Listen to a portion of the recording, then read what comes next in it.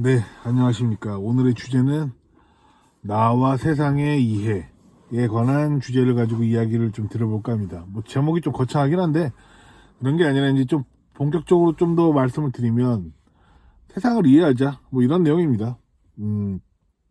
나보단 세상 위주로 당연히 세상이 흘러가겠죠.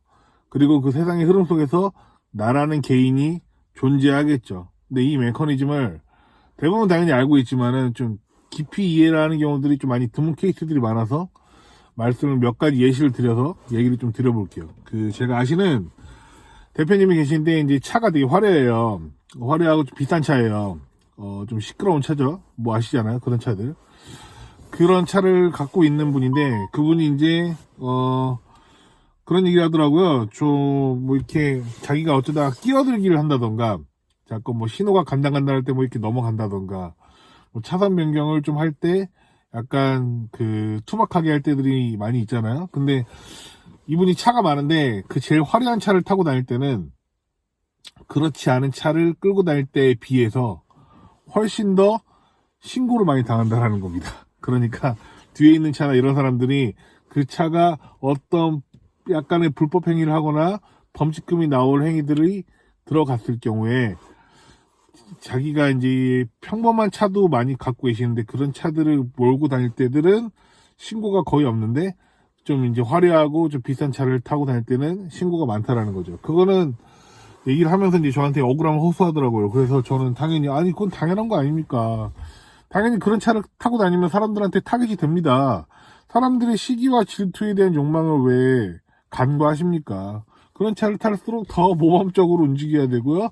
더 과속하면 안 되고요. 더 끼어들기 하면 안 되고 당연히 그런 겁니다. 라고 이야기를 드렸거든요. 간단하지 않습니까? 맞잖아요. 그러니까 나는 맨날 똑같은 행동을 한다 하더라도 타인의 시선이 바뀌면은요. 인생이 변합니다. 인생이 변하는 거예요. 그러니까 내가 그 룰을 다 바꿀 정도로 압도적이지 않는 이상은요, 사람들한테 시기와 질투를 계속 받는 겁니다. 자, 모르는 졸부가 떵떵거리면서 이렇게 뭔가 살아갈 때는 사람들한테 시기와 질투를 많이 받겠잖아요. 당연히 많이 받을 거 아닙니까? 근데 그냥 졸부가 아니라 정말 옛날부터 되게 모범적으로 솔선수범해가지고 큰 부를 이룬 사람들한테 사람들이 시기와 질투하지 않고 존경하지 않습니까? 이거랑 같은 겁니다. 그래서 세상을 뭔가 변화시키려고 하기 전부터 그냥 나 스스로가 그 세상에 맞추고 그냥 내가 변화하려고 하는 상황이 더 맞다라는 이야기를 좀 드리고 싶은 겁니다. 또 하나 예를 좀 들어볼게요. 예전에 그런 거 있잖아요. 나는 솔로 같은 프로그램 있잖아요. 그 소개팅 프로그램 같은 거. 그거 원조격의 그 프로그램이 있었는데 그 제목이 기억이 안 나네. 아무튼 거기서 어떤 남자가 그거를 나왔어요. 막 울면서 마지막 인터뷰 때 자신이 좋은 회사를 다니는 거를 일부러 숨겼다. 왜 그러냐면 나 스스로만 바라보고 진심으로 나를 대할 수 있는 사람을 찾고 싶었고 그리고 그렇게 뭔가 제안을 했겠죠. 상대방 여성한테. 근데 잘 안 됐나 봐요. 근데 이제 막 울면서 마지막 인터뷰에 사실 나의 직업을 숨겼던 이유는 내 직업이 좋은 직업이라고 생각을 하지만 그래도 이거를 숨기고 내 그대로 있는 그대로 나를 사랑해줬으면 하는 나를 그대로 바라봐줬으면 하는 마음 때문에 그렇다라고 되게 순수한 의도로 이제 그렇게 막 그 인터뷰 마지막 촬영할 때 막 눈물을 흘리면서 이야기를 하는 장면을 봤거든요. 저는 그게 정말 안타깝지만 당연히 안 먹힐 거라고 생각합니다. 그 남자분의 순수한 의도는 알겠어요. 나의 엄청 괜찮은 그런 커리어를 일부러 숨겨도 나를 진심으로 사랑해 줄 수 있고 나를 진심으로 좋아해 줄 수 있는 사람을 만나겠다 라는 거를 이야기를 하셨는데 죄송하지만 그분이 그렇게 엄청난 성향과 매력을 뿜겨내고 뭐 외모적이든 뭐든지 간에 그런 거를 어필을 해서 그 상대방이 그거를 마음에 들어 할 수도 있다고 생각을 합니다. 근데 그 남자분은 그런 정도의 매력이나 그런 정도의 능력치를 가지고 있지 않았을 확률이 더 높다고 저는 생각을 한 거예요. 그러니까 이 남자분은 순수하게 사랑을 해줘.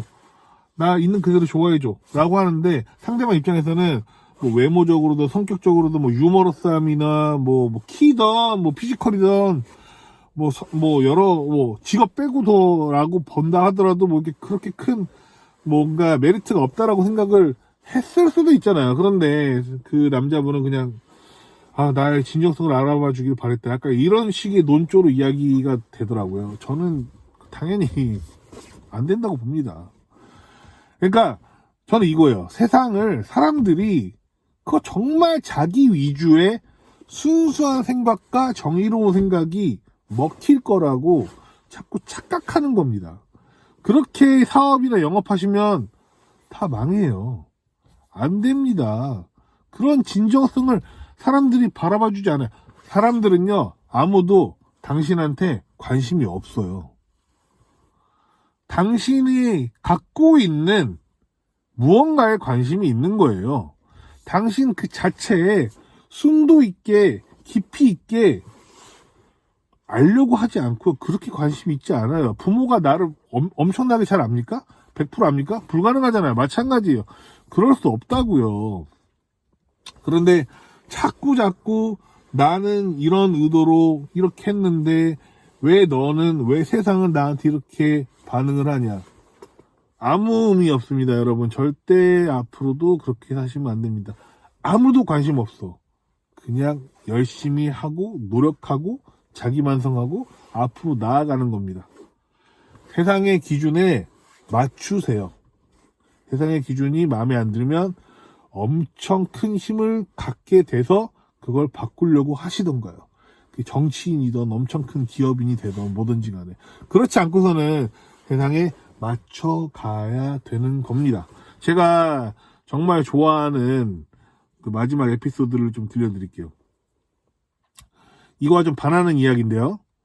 예전에 그 삼국지 조조가 동탁한테 패하고 도망가다가 여백사라는 친구네 집에 놀러 갔대요. 놀러 간 게 아니라 도망친 거죠. 그 여백사라는 친구네 집에서 좀 이렇게 숨어서 지내려고 했던 거죠. 여백사라는 친구는 뭐 옛날부터 중마 고우했나 봐요. 그래서 알았다. 우리 집에서 좀 쉬어라.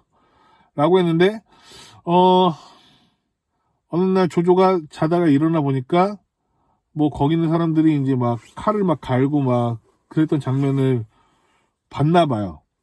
그래서 조조가 이제 좀 착각을 했나 봐요. 나를 죽이려고 하는구나, 저 사람들이. 그래서 거기 있는 사람들을 다 죽여요, 조조가. 마지막에 여백사까지 죽여요. 근데 나중에 알고 보니까 그 칼을 갈고 막 이랬었던 행동들이 그 음식을 하기 위해서 했었던 행동들이었다라는 게 나중에 알게 되죠.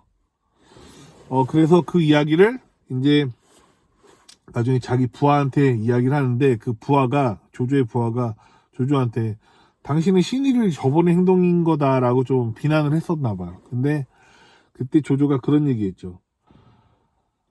조조가 그때 그런 말을 했어요.